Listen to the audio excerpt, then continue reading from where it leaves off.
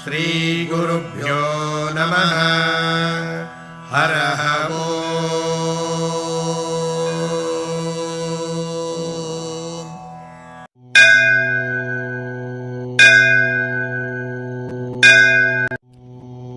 శుక్లాంబరధరం విష్ణుం శశివర్ణం చతుర్భుజం ప్రసన్నవదనం ఛాయేత్ సర్వవిఘ్నోపశాంతయే. అగజానన పద్మార్కం గజానన మహర్నిశం అనేకదం తం భక్తానాం ఏకదంతముపాస్మహే. గురుబ్రహ్మ గురుర్విష్ణు గురుదేవో మహేశ్వరః. గురు సాక్షాత్ పరబ్రహ్మ తస్మై శ్రీ గురవే నమః. శ్రోతలకు నమస్కారం. పోయిన ఉపాఖ్యానంలో మన ముగిల్చెర్ల అవధూత శ్రీ దత్తాత్రేయ స్వామి వారు ఏర్పేడు వ్యాసాశ్రమంలో శిక్షణ కొరకు చేరడం, అనేక సత్సంగాలలో పాల్గొనడం, సాధనకు సంబంధించిన విషయాలను ఆకలింపు చేసుకోవడం, అటుపైన ఆశ్రమంలో స్వామివారికి ఎదురైన మాయను ఛేదించుకొని బయటికి రావడం వరకు విన్నాము. ఇక ఇప్పటి ఈ ఉపాఖ్యానంలోకి వెళ్ళినట్లయితే ఏర్పేడు వ్యాసాశ్రమంలో ఆధ్యాత్మిక జిజ్ఞాసతో అడుగుపెట్టిన ఆ బాలుడికి బయటికి వచ్చిన శ్రీ వేణుగోపాల స్వామి వారికి చాలా తేడా ఉంది. కాళ్లకి జోళ్లు వేసుకొని ఆశ్రమానికి వచ్చిన స్వామివారు పావుకాళ్లతో ఆశ్రమం నుండి బయటికి వచ్చారు. అంతేకాదు, స్వామివారి ఆహార్యంలో కూడా మార్పు వచ్చింది. మోకాళ్లకి పైగా గోచీలాగా దోవతి కట్టుకునేవారు. పైన కేవలం ఒక వస్త్రంతో శరీరాన్ని కప్పుకునేవారు. ఎంతో మంది స్వాములు, సాధువులు ఇదే వేషధారణలో ఉంటారు. దానిని కొందరు అజ్ఞానులు హేళన చేస్తుంటారు కూడా. కానీ మట్టి పని చేసే వాళ్ళ ఆహార్యం ఆ పనికి సహకరించేలాగా ఉంటుంది. అలానే సాధనకు అనువుగా ఉండే ఆహార్యాన్ని సాధువులు ధరిస్తారు. అంతేకాని నేను సాధువుని కాబట్టి ఈ ఆహార్యంలో ఉండాలి అనే మోహంతో మాత్రం కాదు. ఇక సాధనా ప్రక్రియలో స్వామివారిలో వచ్చిన ఈ మార్పుని సరిగ్గా అన్వయించాలి అంటే స్వామివారు బ్రహ్మచర్యం నుంచి నేరుగా సన్యసించారు కాబట్టి మధ్యలో ఉండే గృహస్థాశ్రమం మరియు వానప్రస్థాలని స్వామివారు త్యజించారని చెప్పుకోవచ్చు. ఒక శిష్యుడు క్రమంగా ఎదిగి గురువుగా మారాలి అంటే గురోపదేశం జరగాలి. అలాంటిది సాక్షాత్తు గురు పరంపరకే ఆదిరూపమైన త్రిమూర్తి దత్తాత్రేయుని అవతారానికి చేరాలి అంటే శ్రీ వేణుగోపాల స్వామి వారికి పరమోత్కృష్టమైన గురువు దొరకాలి.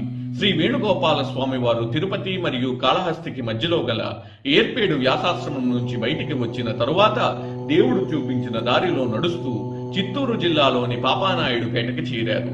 ఆ గ్రామంలో గల బాలబ్రహ్మ స్వామి వారికి మనకి వేణుగోపాల స్వామి వారు తారసపడ్డారు.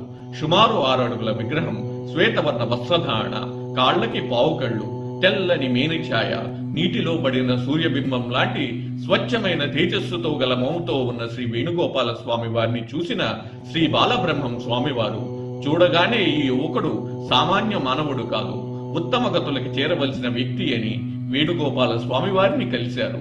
మన స్వామివారు కూడా శ్రీ బాలబ్రహ్మం స్వామివారిని చూడగానే గురుస్వరూప సాక్షాత్కారం జరిగిందని ఆనందంతో గౌరవం ఇస్తూ బాలబ్రహ్మం స్వామి వారికి సాష్టాంగ నమస్కారం చేశారు. నిజంగా శ్రోతలారా, ఆ దేవుడు ఎంత దయాళుడో గమనించారా? తనలో మమేకమవ్వాలని తపన పడుతున్న స్వామివారికి అడుగడుగున ఏదో ఒక రూపంలో తానే సహాయం చేశారు. అది ఆ దేవదేవుడు పరమోత్కృష్టమైన భక్తికి ఇచ్చే మర్యాద. ఇక అటుపైన బాలబ్రహ్మం స్వామివారు జాగు చేయలేదు. తన విద్యని స్వామివారికి ధారపోసి గురోపదేశం చేశారు. అసలు మోక్ష సాధన అంటే ఎలా చేయాలి, మధ్యలో ప్రకృతి కలిగించే అనేక అవాంతరాలని, మాయలను ఎలా నిగ్రహించి సాధనను కొనసాగించాలి లాంటి అనేక విలువైన విషయాలను శ్రీ బాలబ్రహ్మం స్వామివారు వేణుగోపాల స్వామి వారికి నేర్పించారు. కొన్నాళ్లు ఆ మహానుభావుడికి శుశ్రూష చేసిన స్వామివారు మరింత తేజస్సుతో తన స్వగ్రామమైన కొండాపురంలో గల తూర్పు ఎర్రబల్లెను చేరుకున్నారు. ఆ విధంగా శ్రీ వేణుగోపాల స్వామివారి జీవన యానంలో శ్రీ బాలబ్రహ్మం స్వామివారు ప్రత్యేక స్థానాన్ని ఏర్పాటు చేసుకున్నారు. ఇక శ్రీ వేణుగోపాల స్వామివారు సాధనాపరమైన విద్యని అభ్యసించారు. దానికి కావలసిన మెళుకువలను నేర్చుకున్నారు.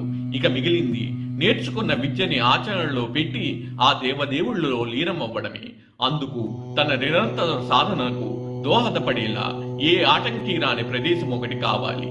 దానికోసం అన్వేషణ సాగించారు స్వామివారు. కొన్నాళ్లు తూర్పు ఎర్రబల్లె శివార్లలో గల ఒక తిప్ప దగ్గర కొంచెం ఏకాంతంగా ఉండే ప్రదేశం కనబడితే అక్కడ సాధన చేయడానికి ప్రయత్నం చేశారు శ్రీ వేణుగోపాల స్వామివారు. కానీ అక్కడి ప్రజానీకం స్వామివారిని ఒక దొంగ సాధువు కింద లెక్క కట్టి ఆడవాళ్లని ఆకర్షించడానికి ఇలా చేస్తున్నారనే భయంకరమైన అపవాదుని స్వామివారి మీద వేశారు. దానితో ఆ ప్రదేశం తన సాధనకు పనికిరాదని అర్థం చేసుకున్న స్వామివారు తన సాధనా స్థలి గురించి మళ్లీ ప్రయత్నం కొనసాగించారు. ఆ ప్రయత్నంలో భాగంగానే శ్రీ వేణుగోపాల స్వామివారు ప్రకాశం జిల్లాలో పెదపవనేలో గల శ్రీ రామయోగి స్వామివారిని కలవడం జరిగింది. శ్రీ రామయోగి స్వామివారు కూడా అక్కడ ఒక ఆశ్రమం నిర్మించుకొని శిష్యులకి బోధ చేసేవారు. కావున ఆ చుట్టుపక్కల ప్రాంతమంతా శ్రీ రామయోగి స్వామి వారికి బాగా ఎరుక. శ్రీ వేణుగోపాల స్వామి వారి సాధనకు శ్రీ గరుత్మంతుల వారు సాక్షాత్తు ఆ శ్రీ మహావిష్ణువు సేదదీరడం కోసం కనుగొన్న దివ్య ప్రదేశమైన మాలకొండ సరి అయినది అని శ్రీ రామయోగి స్వామి వారు సూచించారు. అందున అది అగస్త్య మహాముని అనన్యమైన తపస్సు చేసి ఆ లక్ష్మీ నృసింహ స్వామిని భూలోకంలో పాప ప్రక్షాళన కొరకు స్థిరపడి పొమ్మని కోరిన ప్రదేశం.